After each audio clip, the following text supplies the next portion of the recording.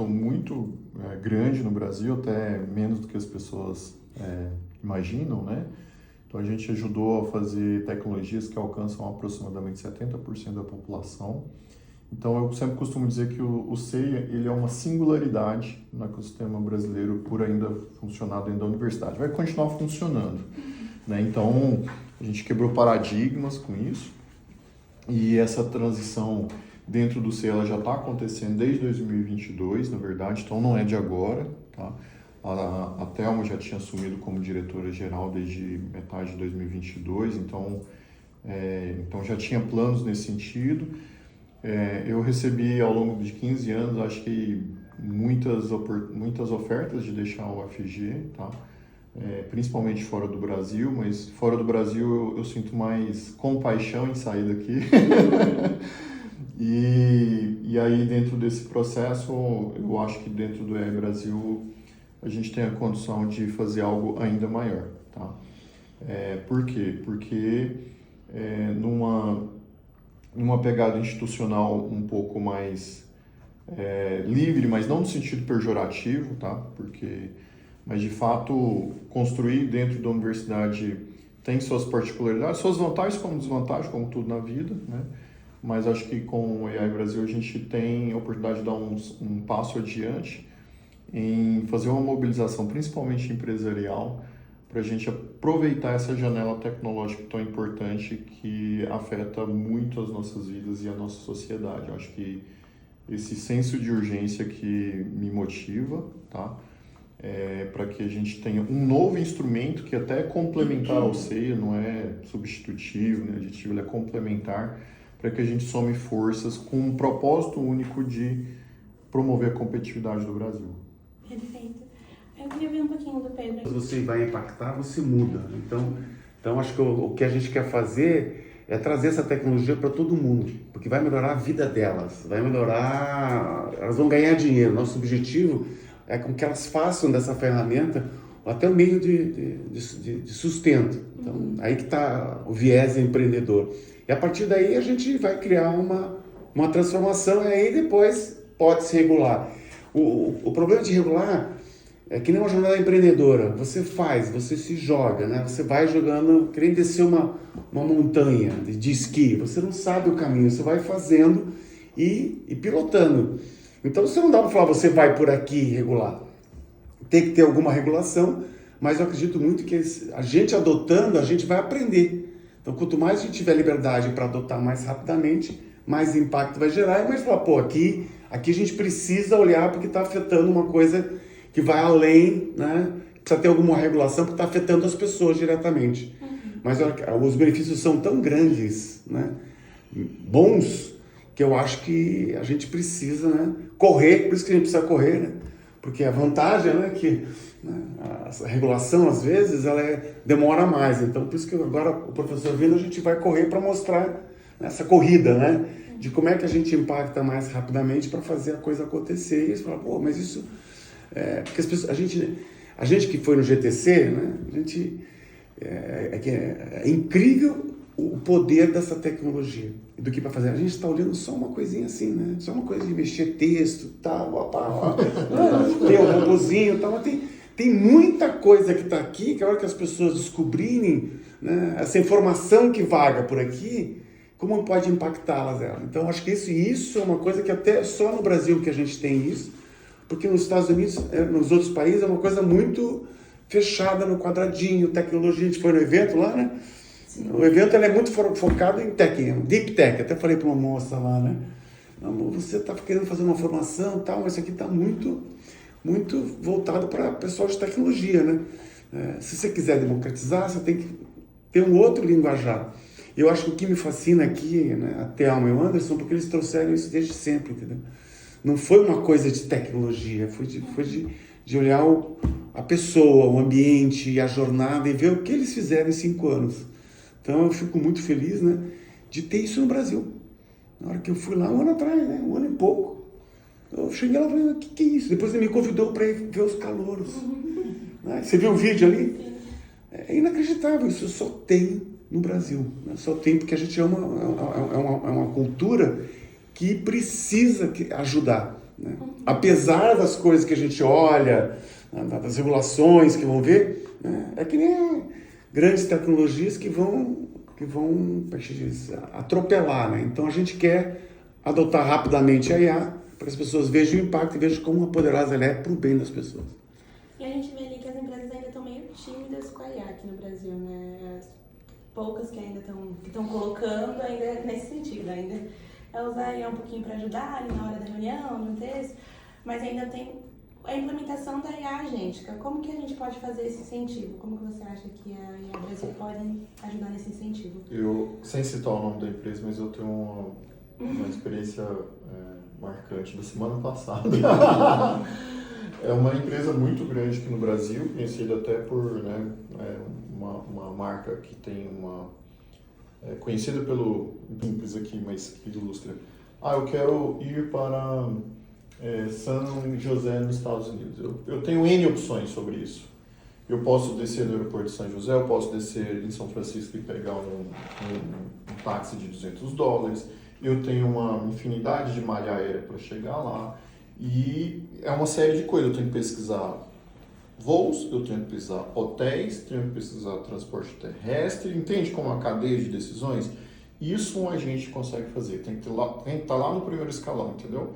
No segundo e no primeiro você não consegue. Você consegue informações, mas você ainda vai ter que fazer algumas etapas da tarefa. Então, de novo, era uma situação de uma empresa grande, conhecida, adepta à tecnologia, mas que, né, chegou aqui, não, vou atualizar todo mundo. Não, e, na verdade a gente está falando de um terceiro nível, ainda dá para subir para o segundo e primeiro dentro, que é a oportunidade do momento. O que eu acredito é que ela é conversacional e as pessoas começaram a que nem usar a rede social. É tão simples e é uma coisa natural, né, a conversa. E ela responde, ela começa a conversar com você. E isso as pessoas acham que é fácil disso botar no negócio. E tem uma jornada, né, para você fazer isso. Então, ele falou que foi bem isso. Agora eu vou trazer aqui a mágica. Mas como qualquer negócio não é porque da tecnologia você vai. Tem uma transformação das pessoas, da cultura. Por isso que aqui a gente fala muito de transformação cultural. Né? Porque para você...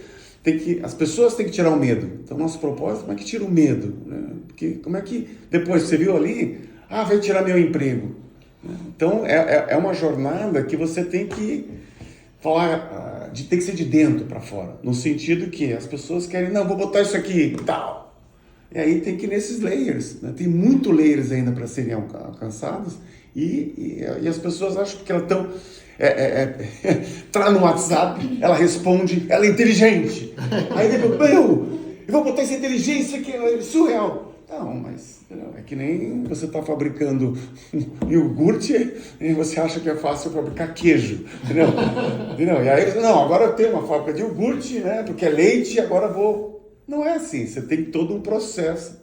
Por isso que a gente fala também, que eu escutou muito lá da fábrica de IA, né? Que acho que é para trazer um pouco essa coisa dessa construção, né? Como é que você fabrica? Porque ela não é uma coisa, né? Não é uma coisa que você instantânea você vai fazer acontecer. Então, a gente é mais uma tecnologia, né? Mas tem o ser humano, né? E aí a gente fica bem, né? Por isso que é apaixonante aqui, porque como é que você faz com que as pessoas sintam o poder dela, da IA. Então, acho que... Thelma, acho que você quer falar uma coisa com isso. Eu tô vendo que ela quer sentir. Não, que eu penso, acha que fazer o chat ou conversar com a generativa vai ser o impacto do negócio. E aí eu vou pegar um pouco do que o Arlindo falou hoje na apresentação dele. Os negócios, às vezes, o dado não está estruturado, o dado não responde o problema, o mote do negócio. E eu acho que a IA é muito mais do que só, né, a IA generativa. E o que eu vejo de um grande potencial que está acontecendo com a IA agêntica é que ela consegue fazer uso das outras ferramentas de IA, inclusive ela consegue pegar o seu dado não estruturado, o seu dado mais bagunçado e produzir insight, e produzir resposta em cima disso. Por isso que eu acho que talvez ela vai ser, para os negócios, eu acho que ela é um pilar mais eficaz.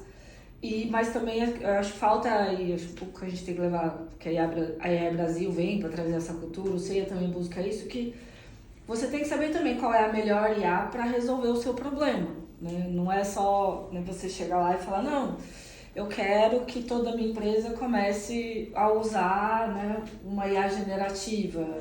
Às vezes o seu problema você vai resolver com um modelo de IA muito mais simples. Existe há 30 anos. Já existe, até há mais de 30 anos nesse processo, né? Porque eu acho que o que é beleza da IA é aquela... como se diz? Ela tira aquela coisa do medo da tecnologia. Todo mundo tem medo de tecnologia. Isso é técnico. Até para controle remoto, até não sei mexer de tecnologia. É verdade. Entendeu? Então, é isso que é a beleza da IA, porque ela facilita, né? Porque ela é uma conversacional, ela facilita essa jornada. Ela é humana no sentido que ela tem esse poder computacional, você consegue fazer isso. A interface de interação é mais fácil para as pessoas que não são adeptas totais da tecnologia. Então, Na verdade, você vai abrir um aplicativo no seu celular ou no seu browser e ele vai conversar.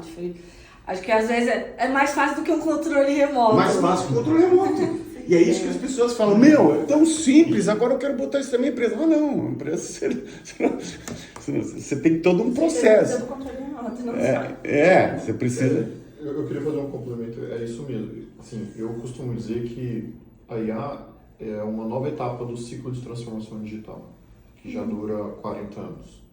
Então, a gente passou aí pelos eletrônicos, passou pelos softwares, passou pela conectividade e mobilidade, e agora a IA ela vem e ainda carrega a fama de toda essa soma.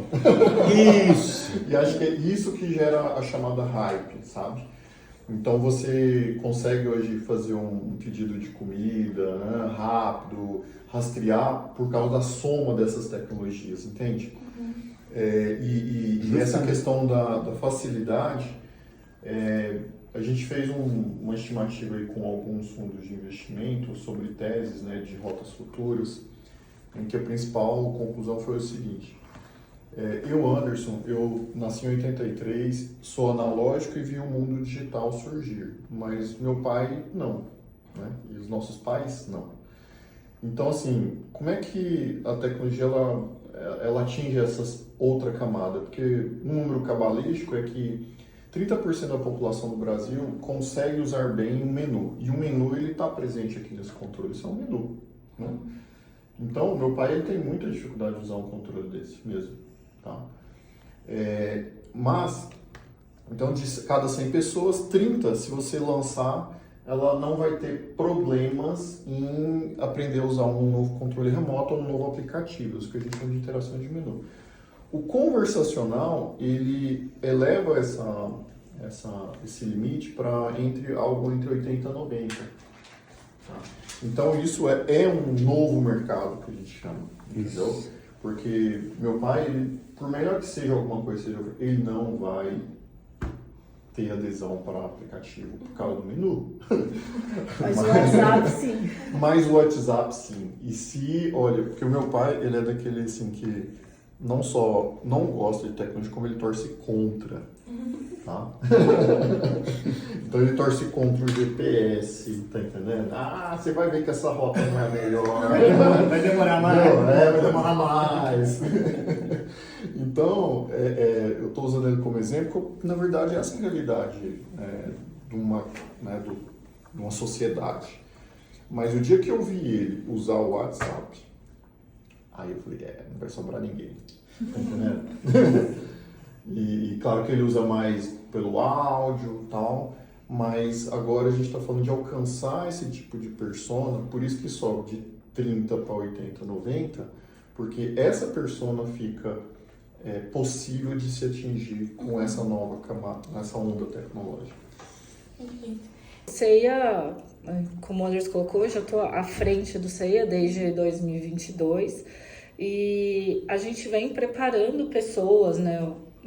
Ali em 2022 ainda a gente era eu, Anderson, o Arlindo já estava começando com a gente, mais umas 5 pessoas de suporte administrativo, né? Se a gente for olhar, hoje a gente já tem mais de 20 pessoas nesse time, né? A gente realmente montou uma estrutura de lideranças, de suporte. Então, várias pessoas foram preparadas para assumir coisas que a gente, por falta de pessoas, fazia, né?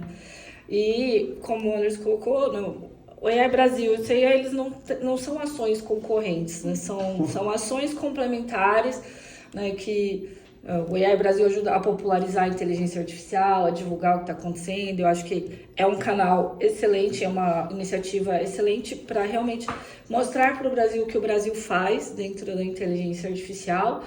E o CEIA, ele é um agente desse ecossistema, né, que hoje já é reconhecido mundialmente por tudo que ele fez.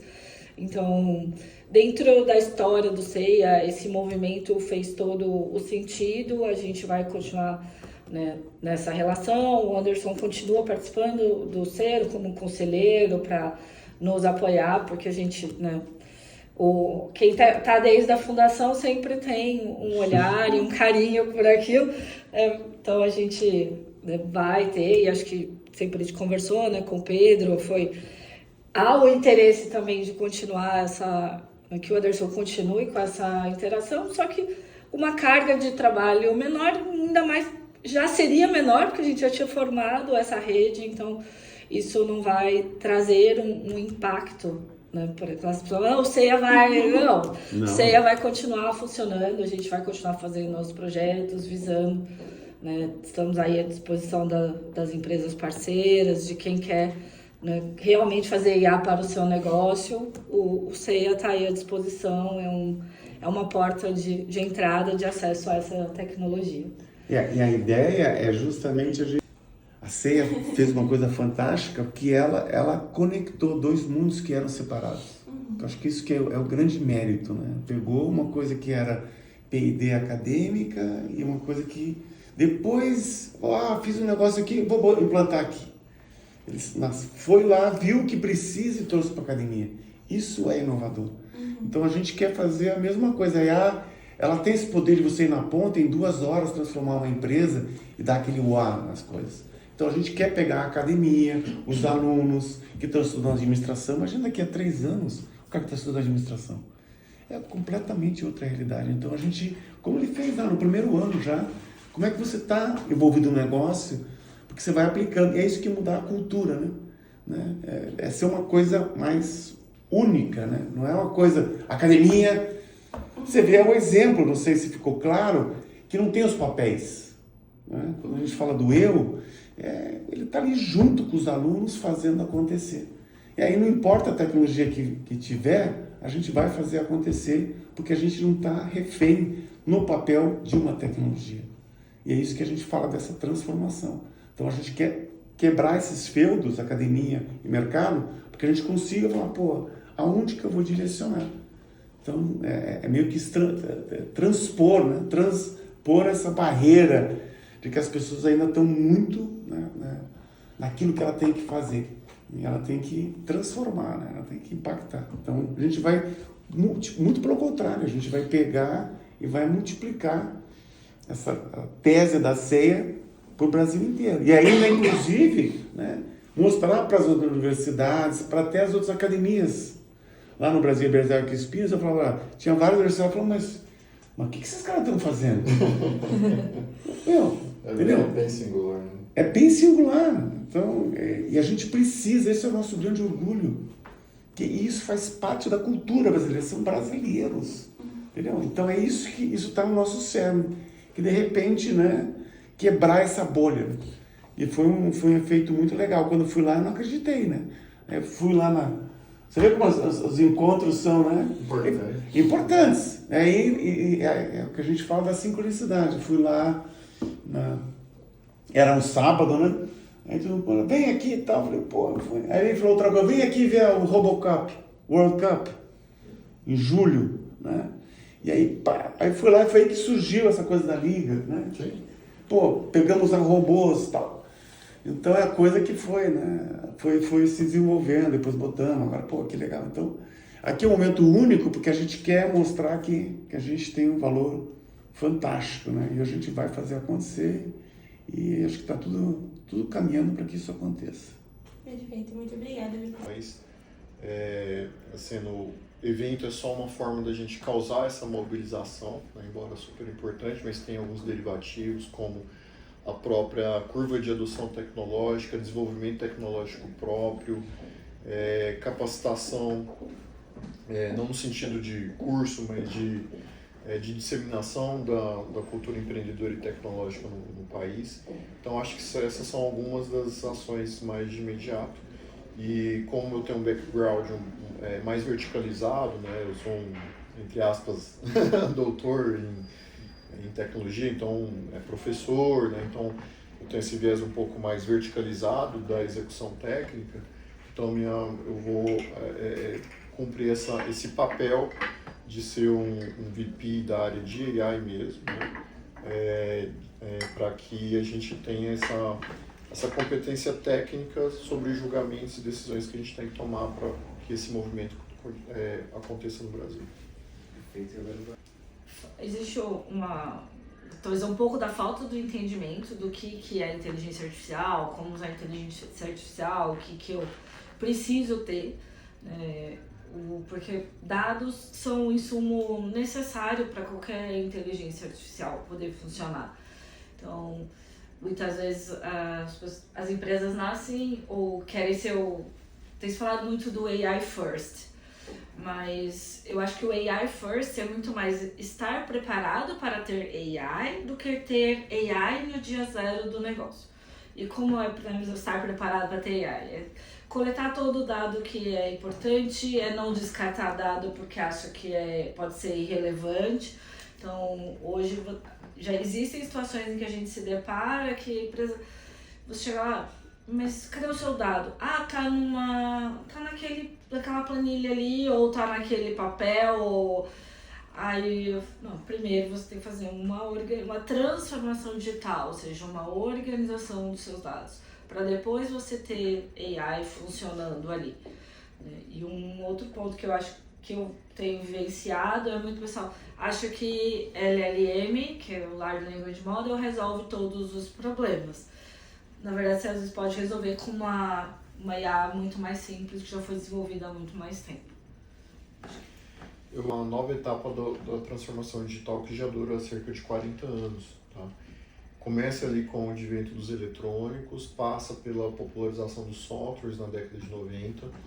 No início dos anos 2000 a gente passa pela conectividade e mobilidade e agora com a inteligência artificial. Então veja que é um ciclo, né, que não é de agora.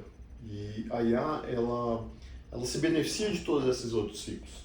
Então você consegue hoje ter um assistente pessoal, pedir vou colocar uma tarefa bem didática, né? Pedir comida, né? Você está aqui no prédio, está com fome. Você consegue entender que se pedir nesse lugar vai chegar em 10 minutos ou em 40 minutos. Existe um algoritmo inteligente para te dar uma perspectiva do quanto isso vai demorar. Entende? Então, a IA fica com a fama, mas na verdade é esse somatório de tecnologias que foram se acumulando nesse ciclo de transformação digital. E aí nisso, várias indústrias acabaram parando em alguma dessas etapas. Algumas não têm digitalização básica de registrar informação, que é literalmente eletrônico. Entende? Sim. Aconteceu 40 anos, cara, é muita coisa, a gente ainda não... Né? Lá no C a gente atende mais de 70 empresas, então dá para ter realmente uma visão única do que realmente é a realidade. Então, às vezes você vai conversar, eu sou empresa líder do setor, e o cara, mas como é que você registra isso? Ou é no registro, ou é no papel, ou, cara, no máximo numa planilha, sabe? Então, esse é o grande desafio, mas a hype ela é interessante no bom sentido, porque a empresa começa a se questionar, mas se a tecnologia faz esse negócio aqui tão complexo, eu quero fazer isso aqui no negócio. Aí ele volta atrás e passa a fazer o que ele deixou de fazer. Tá entendendo? Sim. Puxa, eu parei de informatizar os meus processos, eu parei de registrar informações, eu parei de coletar dados, eu parei de implantar novos sistemas, e aí, baseado nessa motivação, as organizações estão revisitando esses ciclos interrompidos e retomando, que é uma coisa bastante interessante. É uma competição à parte. E isso está distante para todo mundo, inclusive para os países envolvidos. O Brasil está numa disputa, a gente não é tão ruim quanto pintam, mas a gente está sem condições de se aproximar desse primeiro bloco, totalmente, tá? Por questões até mesmo históricas e estruturais. Mas a gente está ali num bolo, né, do terceiro até o 15º, em que o Brasil ele sempre esteve ali entre o 10º e o 20º de produção intelectual na área de IA. Nós somos um grande produtor de ciência em IA, tá? E não é de agora, isso vem de décadas. E embora a gente esteja bem posicionado nesse indicador de produção científica, quando a gente olha para os índices de inovação, aí a nossa posição é 70 e alguma coisa, eu não lembro de cabeça agora. Desculpa. Então, claramente, a dificuldade do Brasil, e eu acho que de todo o país, na verdade, emergente, é em traduzir produção intelectual e inovação. Eu acho que esses dois indicadores refletem muito bem isso, tá?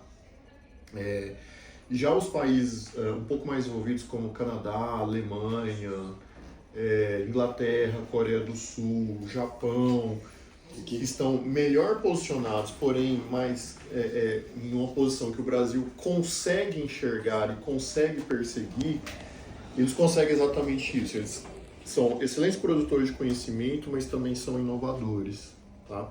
Então, eu colocaria o Brasil aí numa posição de 10º a 20, né, a 20º, né, em que não somos tão ruins, mas fica aquele sentimento que nós precisamos aproveitar a janela, porque em todas as revoluções industriais nós entramos atrasados.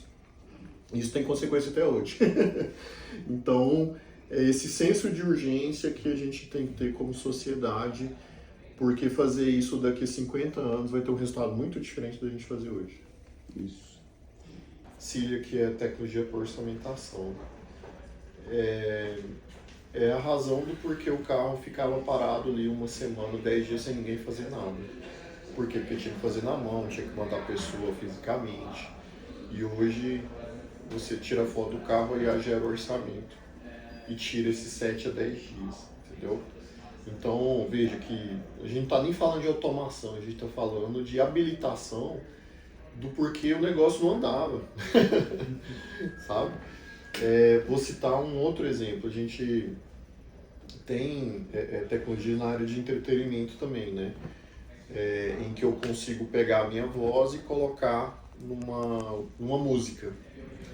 Isso tem um potencial muito transformador na indústria de entretenimento, porque antes você tinha uma cadeia cheia de intermediários, inclusive. Eu sou músico, eu sei, eu sou um músico amador, né?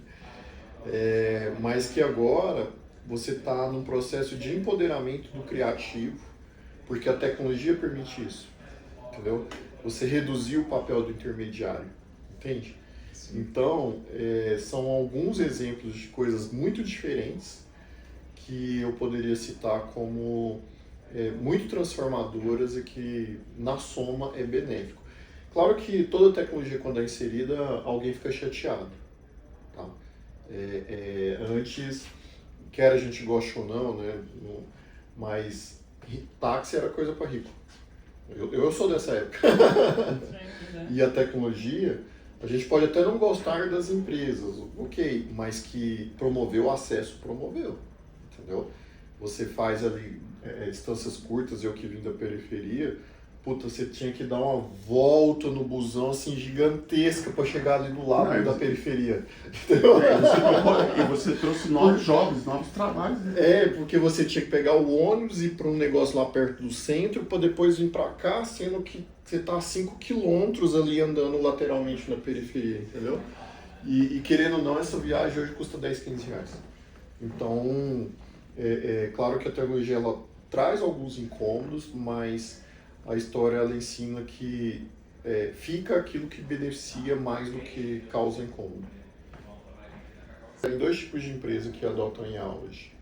As que buscam meramente automações de otimização operacional, ok? Isso tem seu ganho, mas tem também o grupo que é mais ousado, que busca transformação de negócios. Aí é um pouco bem mais ousado, porque aí você de fato repensa até produtos e serviços que são oferecidos, só que agora numa perspectiva digital, né? Porque tecnologia em geral tem a característica de investimento, mas alta escalabilidade.